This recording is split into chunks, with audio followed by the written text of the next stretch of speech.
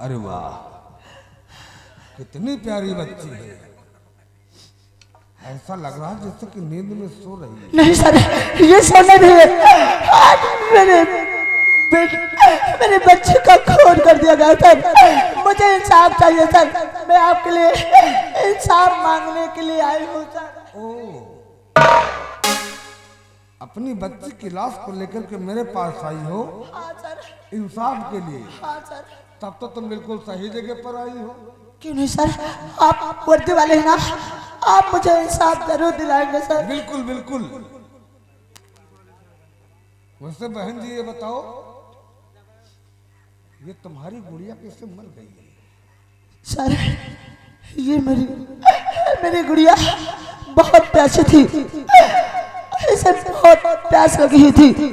मैं चलते चलते दशरथ प्रसाद गोस्वामी के बंगले पर गई और एक बूंद पाने के लिए कहा, तो उसने तो मेरे बच्चे को एक बूंद पानी नहीं पिलाया और वो मेरे दामन में दाग लगाना चाहा। जब वो कुछ ना कर सका तो उसने मेरी गुड़िया को गोली मार दिया सर। मेरी गुड़िया को गोली मार दिया सर।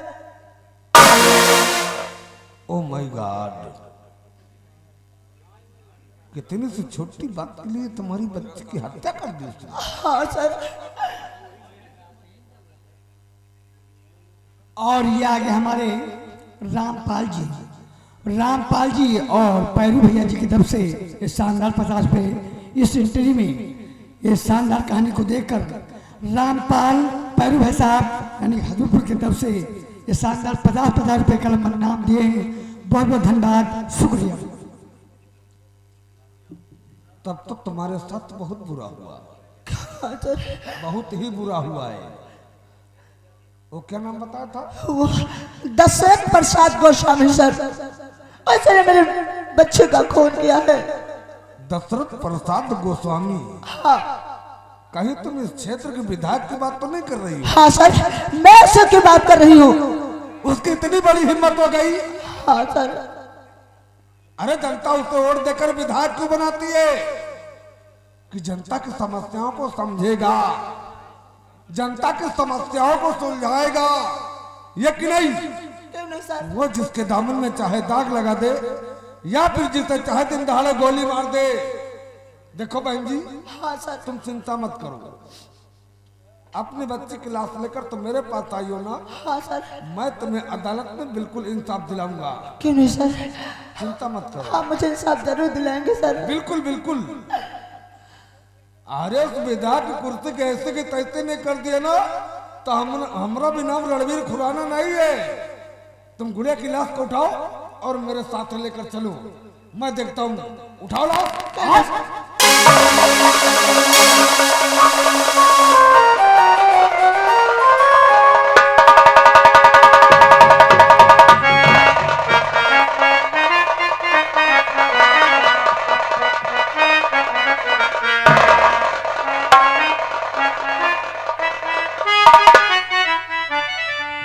उठा कर देखिए नजरे आज क्या चीज लाया।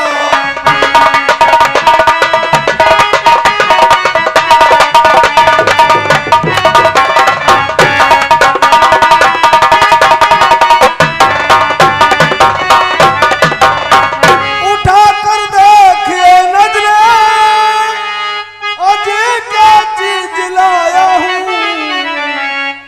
जवानी में दहकता हुआ एक फूल लाया।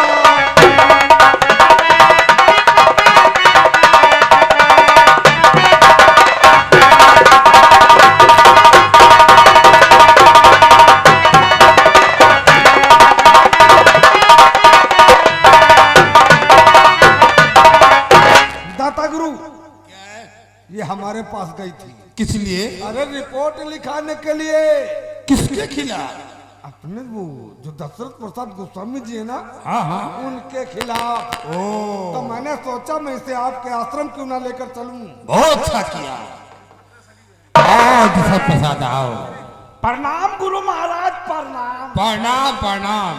कहो कैसे आना हुआ? बट आप आपकी मोहब्बत आपके डेरा तक हमें खींच लाई।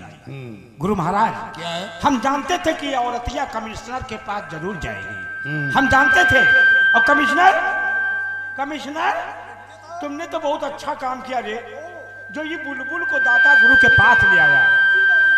गुरु महाराज क्या है? ये हमारे पास गई थी किस लिए? पानी के लिए। पानी के लिए? लेकिन इसे ये नहीं मालूम है कि मैं हूं तो कौन चीज हूं। वो मैं खोलो भैया इधर। आप तो जानते हैं कि जब इलेक्शन का पीरियड आता है ना, तो क्षेत्र में वोट की भीख मांगते मांगते, क्षेत्र में पैदल चलते चलते ये पांवों में छाले पड़ जाते हैं। वो तो पढ़ ही जाते हैं। तब जनता के हमें वोट मिलती है तो कायदे से 5 साल जनता को हम चूतिया और ये हमारे पास गई थी। गुरु महाराज क्या है? उधर देखो तो हाय पतली, लेकिन ठोस बहुत है। ठोस? हाँ, हमने इसका बदन छू करके देखा है। गुरु महाराज क्या है? ऐसा करो, इस औरत का उद्धार कर दो और उद्धार करके ऐसी जगह फेंकवाना कि विजयपुर गांव का कोई भी आदमी इसका सुराग न लगा सके। अरे उद्धार हो जाएगा। अच्छा गुरु महाराज, हमें कुछ जरूरी काम से जाना है बिहार। अब आप जाने, आपका जाने काम। अच्छा गुरु महाराज प्रणाम। प्रणाम प्रणाम। अन्नदाता गुरु सरकार, इस नारी का कर देना उद्धार। हो जाएगा कल्याण। दाता गुरु क्या है? अभी मुझे मैसेज मिला है, इलेक्शन आने वाला है ना, विधानसभा तत्काल मुझे जाना पड़ेगा। दाता गुरु क्या है? इस प्रसाद का भोग जरा कायदे से लगा। अरे भोग लग जाएगा। अच्छा दाता गुरु, मैं चलता हूँ। प्रणाम। अन्नदाता गुरु महाराज, क्या है? अब तुम इसको उद्धार कीजिए और हम जा रहे हैं तुम्हारे लिए भस्म बनाने। देखो मैंने भांग पिया है गिलास, जाओ भस्म बनाओ जाओ। ठीक है, भस्म बना। आओ देवी जी आओ आओ आओ। मुझे पहचाना? हाँ, मैं आपको पहचान गई। आप मुझे इंसाफ जरूर दिलाएंगे। हाँ इंसान मिलेगा, जरूर मिलेगा। लेकिन बात कहने वाला हूं, जो कहूंगा तुम्हारे भले के बारे में और हित के बारे में। क्या बात कहना चाहते हैं गुरु? सुनो मेरी बात को। और तमन्ना की मुद्दत से सुनते हो? जी हाँ। और तमन्ना की मुद्दत से और कंचन में तुझको फंसाऊंगा।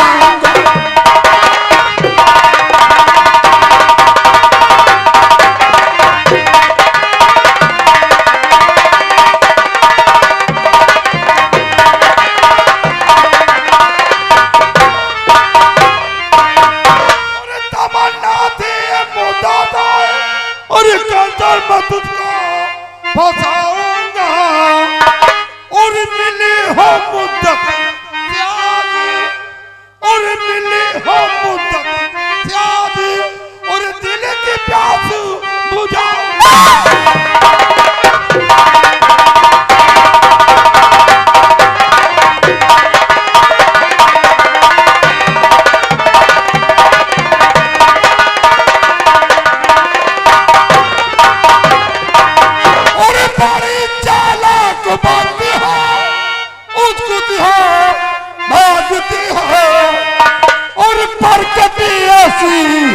बनाऊंगा और बरकती ऐसी बनाऊंगा कभी न सकूंगा।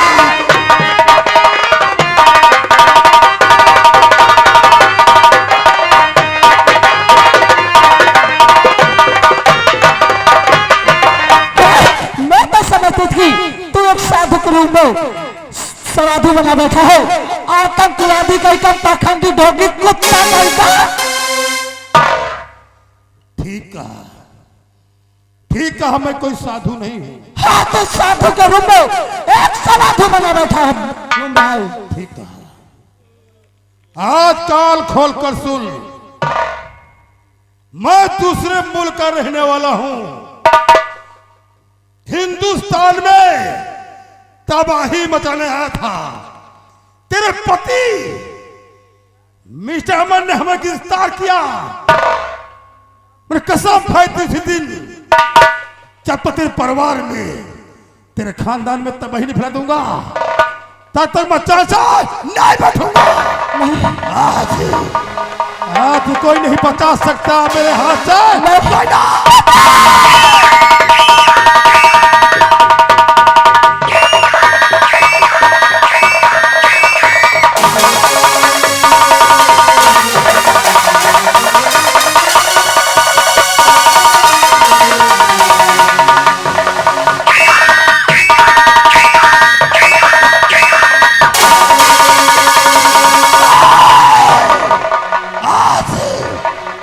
तुझे पूरी हवस का शिकार बनाऊंगा, आज तुझे अपनी बाहों की रानी बनाऊंगा। छम्मा छल्लो दुश्मन की धर्म पत्नी है, चल चल तू मेरी सेजों की रानी बन, चल।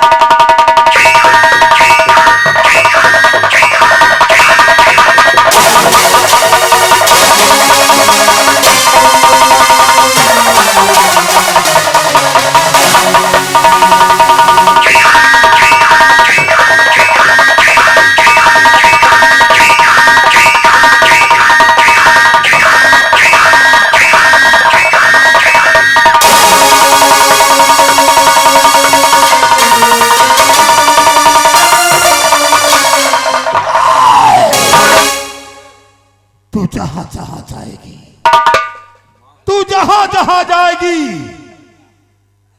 ये कलंक और बदुमादा का प्रसाद लेके जाएगी। कसम पैदा करने वाले की, कसम पैदा करने वाले की, जब तो तेरे खानदान में, तेरे परिवार में लाशें नहीं बिछा दूंगा, तब तक मैं चाची नहीं बटूंगा।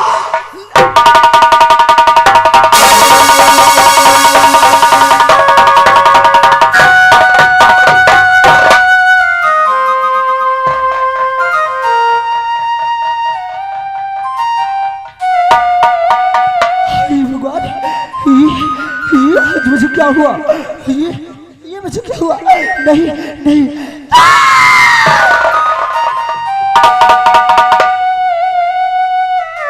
भगवान, आज तो मैं किसी को मुंह दिखाने के काबिल नहीं हूँ। आज तो मेरी दिल लुट गई। मैं कहाँ खो जाऊँ?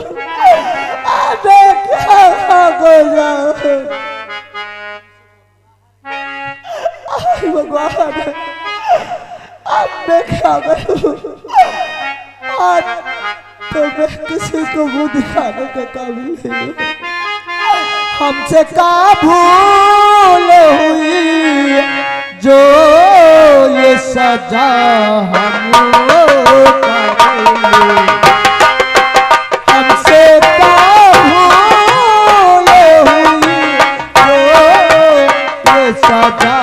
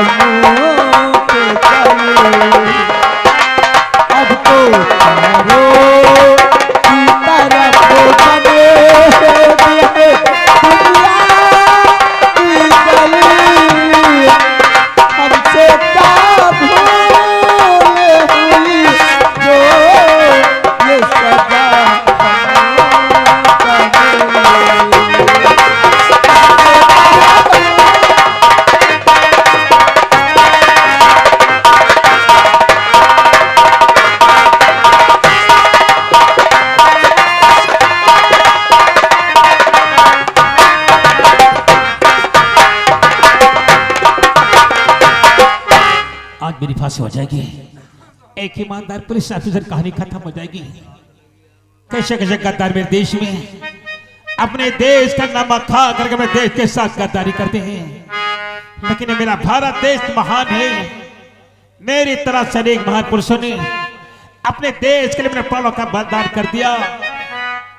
जीते जी फांसी पर चढ़ गए हैं अपने वतन, अपने देश, अपने भारत माता के लिए।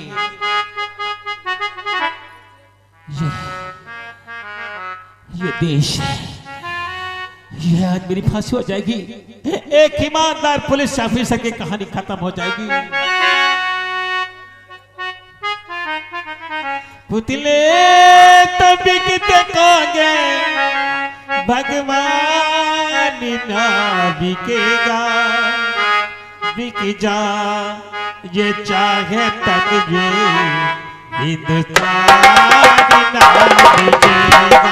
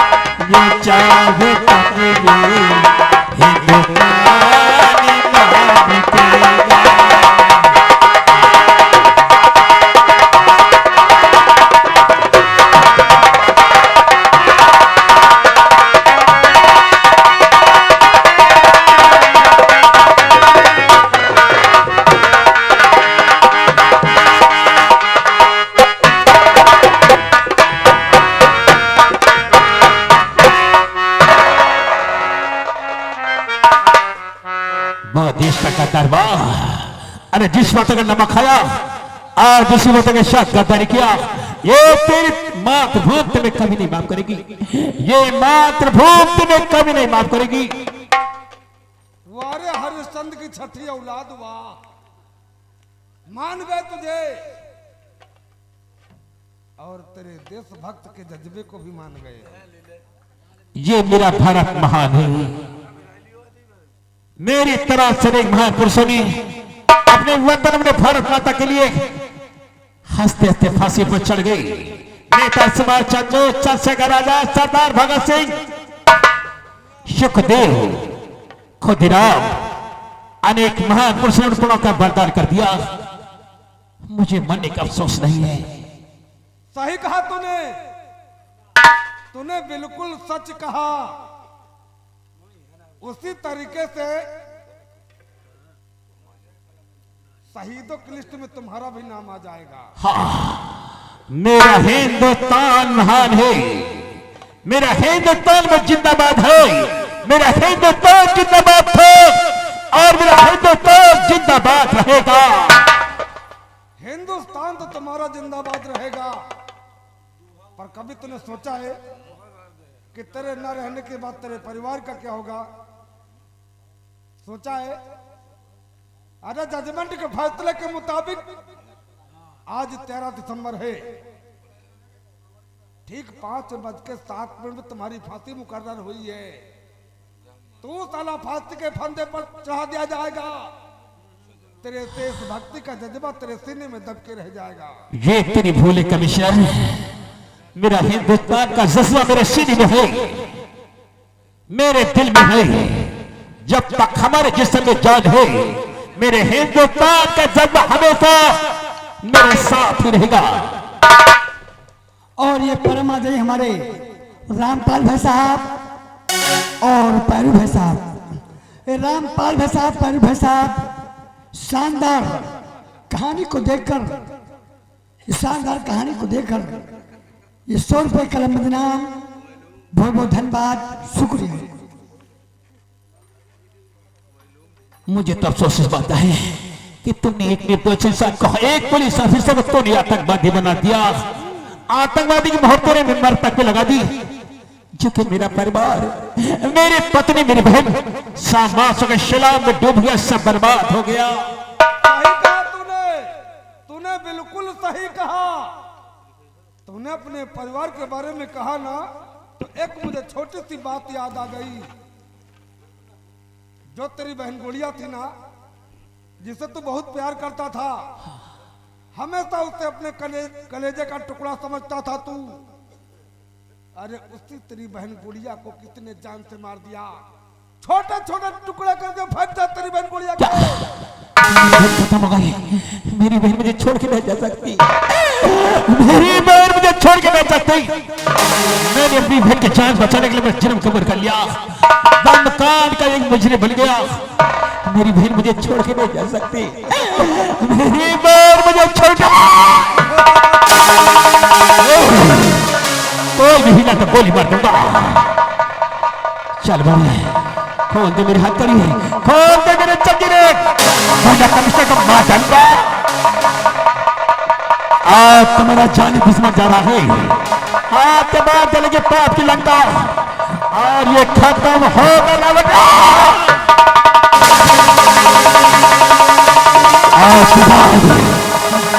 आज के बाद ये एक एक आतंकवादियों को एक एक दो लगे चुन चुन के मारूंगा।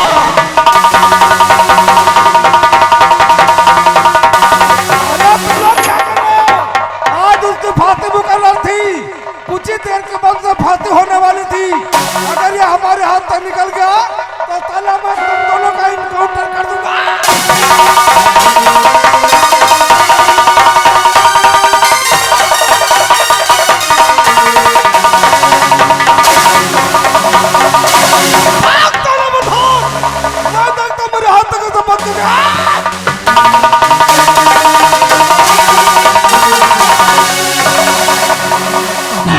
मेरी पत्नी है, कौन कंचन है, कौन कंचन, कौन कंचन? कंचन है, तू जा कैसे कंचन है? अरे तू जा कैसे कंचन? अरे तू जा कैसे कंचन? क्या? अमन, अमन, अमन, तू जा कैसे कंचन? देख कर तेरी दशा दिल को मेरे मलाल गए, कैसे आई तू बता, कैसा हुआ तेरा खालिक। लाश को तुम देखियो गुड़िया मेरी जिनहार है, एक बूंद पानी के खातिर जाल में डाला मार है। नाच किसकी है पड़ी आंखों में छाई धार गए, बोल बिखरे किस लिए यह डाला किसी ने मार गए। तेरे लायक ना रहूं जिंदा नहीं रह पाऊंगी, रख ना सकी तुम्हारा वचन अब मर जाऊं।